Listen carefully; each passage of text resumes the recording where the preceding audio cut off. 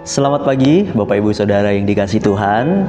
Kembali lagi dalam Embun Surgawi, dan kita pada pagi hari ini akan merenungkan isi hati Tuhan. Dan sebelum mengawali hari ini, mari kita satukan di dalam doa. Dan kiranya perenungan kita pagi hari ini akan menjadi landasan dan membawa berkat bagi kita semua. Mari kita berdoa. Tuhan Yesus Allah Bapa kami, sungguh kami bersyukur hari yang indah telah Tuhan nyatakan pada hari ini. Tuhan bangunkan kami, bahkan Tuhan persiapkan kami untuk menjalankan setiap aktivitas yang akan Tuhan percayakan hari ini ya Bapa. Kami menyerahkan Tuhan sebelum kami mengawali hari ini.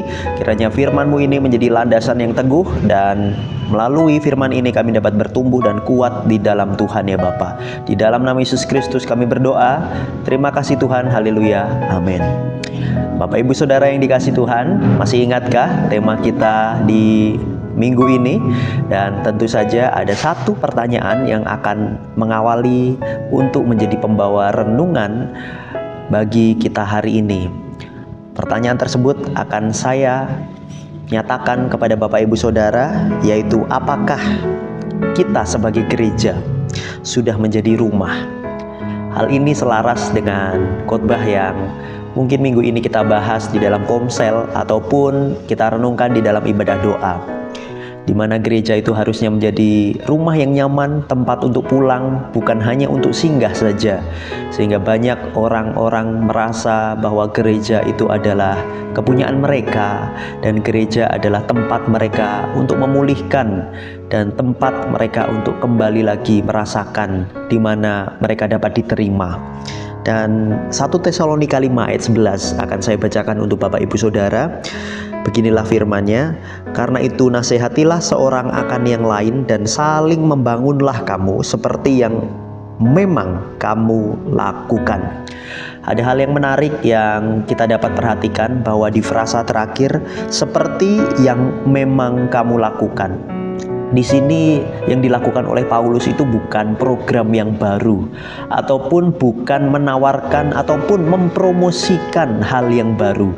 Sebenarnya Paulus hanya melanjutkan sebuah kebiasaan atau habit yang sudah dilakukan oleh orang-orang Tesalonika pada saat itu, yaitu mereka dapat saling menasehati dan saling membangun.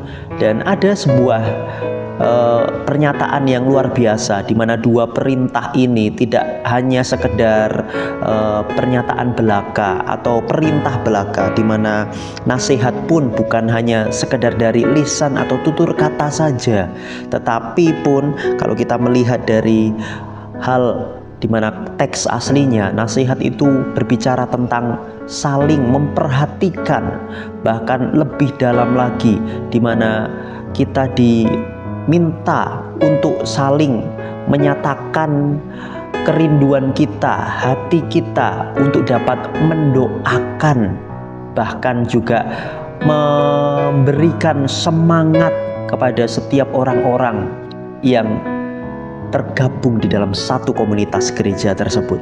Dan oleh karena itu, nasihat dan saling membangun ini menjadi sebuah perintah yang harusnya sampai hari ini sangat relevan di dalam kehidupan gereja.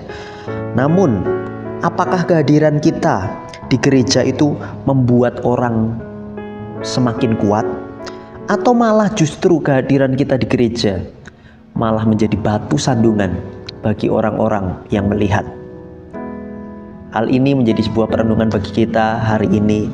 Oleh karena itu, mari, mungkin banyak orang di luar sana yang bergereja hanya sebagai rutinitas saja, tetapi semangat yang ditunjukkan oleh jemaat Tesalonika mari kita teladani, supaya kita dapat saling menasehati, saling membangun, bukan menjadikan gereja sebagai tempat singgah saja, tetapi gereja adalah sebagai rumah yang nyaman untuk mereka-mereka yang harusnya dapat dipulihkan, dapat bertumbuh bersama, itu dapat melakukan karya yang luar biasa diawali dari gereja.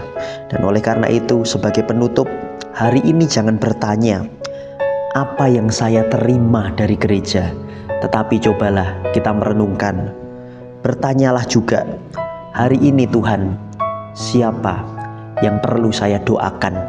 Hari ini Tuhan, siapa yang perlu saya kuatkan. Bahkan jika perlu tindakan nyata, mari kita datang ke mereka, kita kunjungi mereka.